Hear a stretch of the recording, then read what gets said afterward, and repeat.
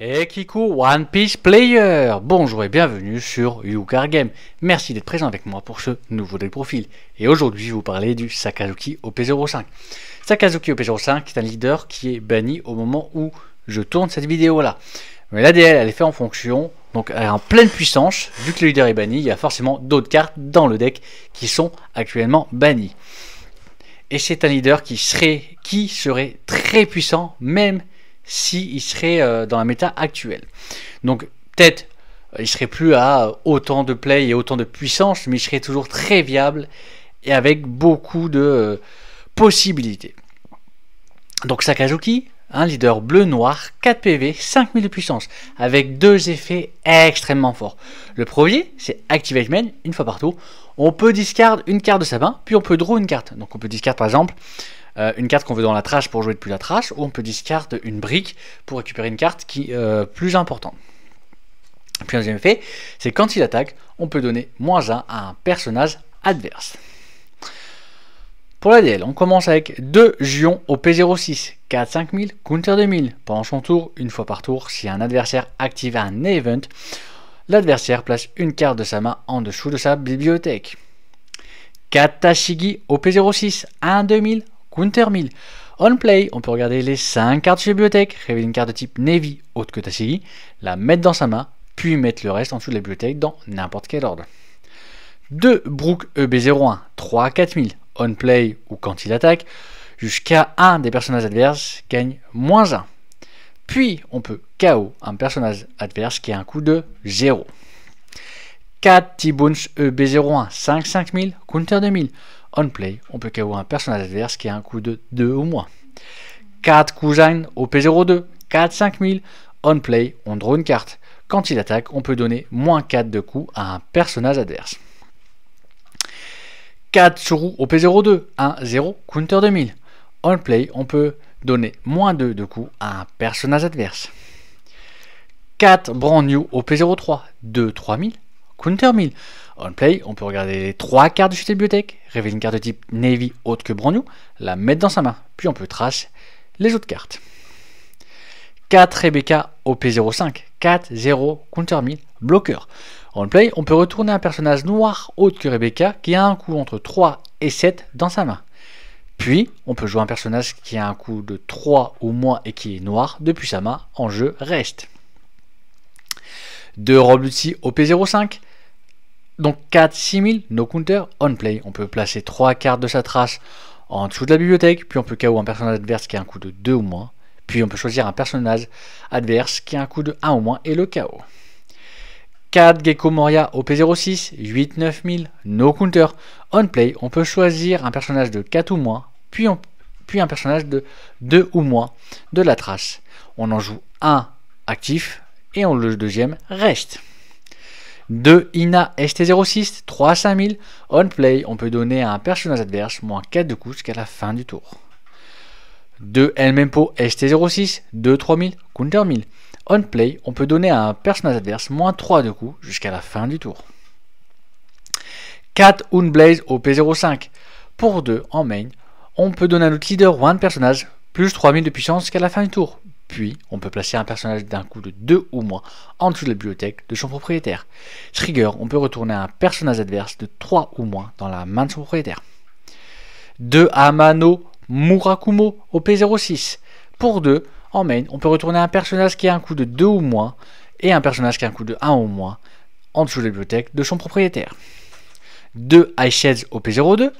Pour 1, on peut donner -5 de coups à un personnage qui a la fin du tour. Trigger, on peut KO un personnage qui a un coût de 3 ou moins. Et on finit avec 4 Great Eruption ST06. Pour 1, en main, on peut piocher une carte, puis on peut donner à un personnage adverse -2 de coups jusqu'à la fin du tour. Trigger, l'adversaire trace une carte de sa main. Le Sakazuki. Le Sakazuki, lui, par contre, il préfère go second. Le go first est assez compliqué, car toutes les cartes les plus importantes à jouer sont go second. Donc le Moria, le Kujan. Les gros combos avec Moria, c'est go second parce que je peux faire Moria, ramener des cartes avec des Windblaze ou des Hama. Et aussi, il y a les combos. Donc avec par exemple, Great Eruption, Brook, ça coûte C4. On a les Ice Edge et T-Bone, ça fait 6. Donc en fait, tu veux vraiment gauche second. Le T1, alors dans tous les cas, le T1, go first ou gauche second dans Sakazuki, c'est le classique, c'est Tashigi ou Bronyu. On fait sa main en go first, on fait d'abord une Tashigi. En gauche second, on va plutôt prioriser en premier le Bronyu. Pourquoi le Bronyu? Parce que ça va permettre d'avoir une trash. Et Sakazuki a besoin de la trash pour le ulti, ou pour la Rebecca, ou pour le Moria. Ensuite, on va passer au T2. T2, 3 ou 4 dons. 3 dons, on n'a pas grand chose à faire. À part, par exemple, mettre tous les dons sur Bronyu et faire une attaque à 6000, une attaque à 5000.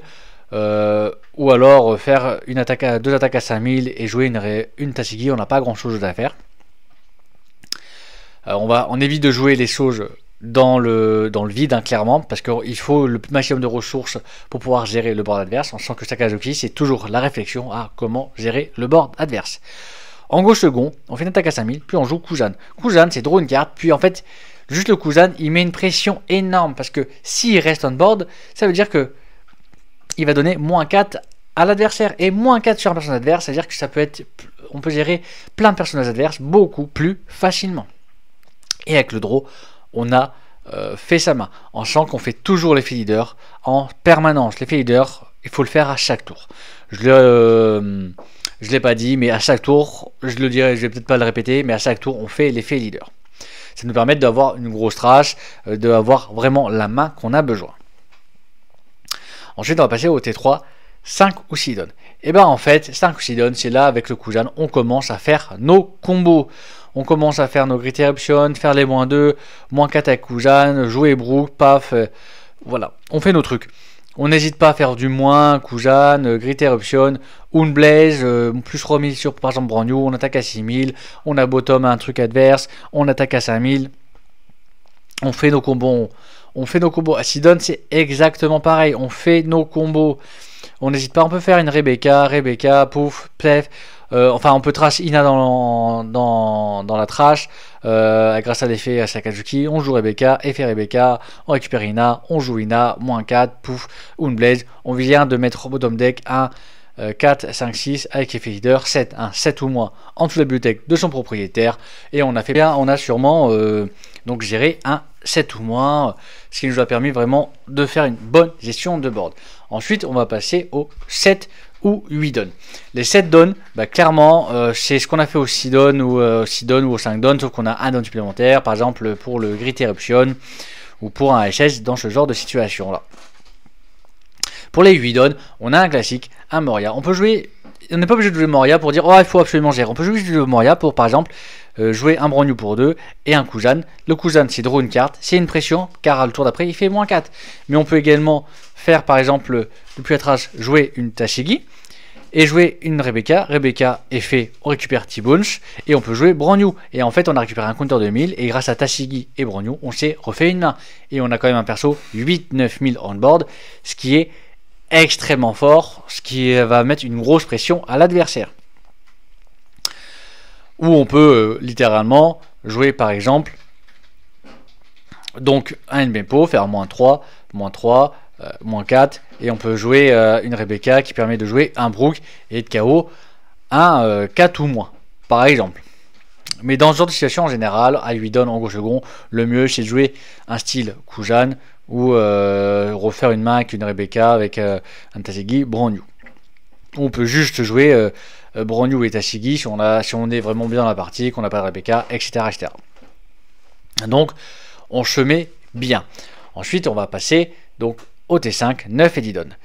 Les 9 dons, c'est ce qu'on a fait avec les 8 dons, sauf que là on a un supplémentaire, donc on a une gestion un peu plus facile avec par exemple le i16 qui fait -5, le MFO 5, 6, 7, 8, on fait 8, puis après on peut faire Rebecca, effet, récupérer un Brook, jouer un Brook et on vient de KO un 9 ou moins. Donc on a vraiment une bonne gestion. On peut faire juste une Grit Eruption, donc on a draw une carte, parce que Grit Eruption draw une carte, on a fait -2, donc on rajoute -3, ça fait 5, Brook 6. On vient de KO un 6 ou moins et on a draw une carte.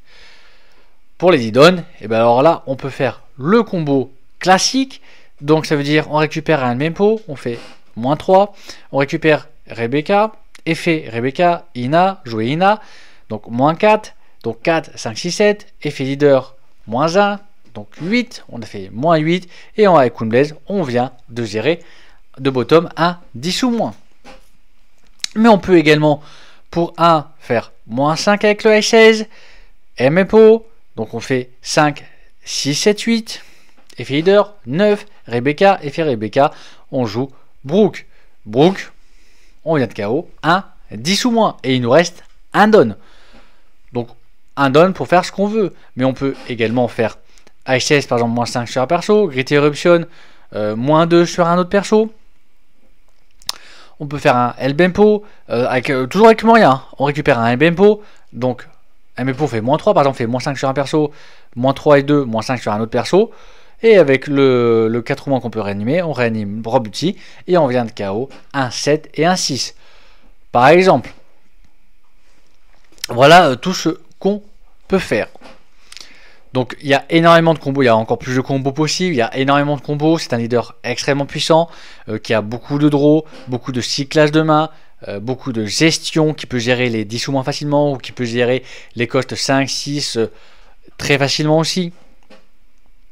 Donc c'est vraiment un leader qui a énormément de removal, qui a été un enfer à affronter. Je le sais parce que je l'ai pas mal joué, hein, jusqu'à qu'il soit banni.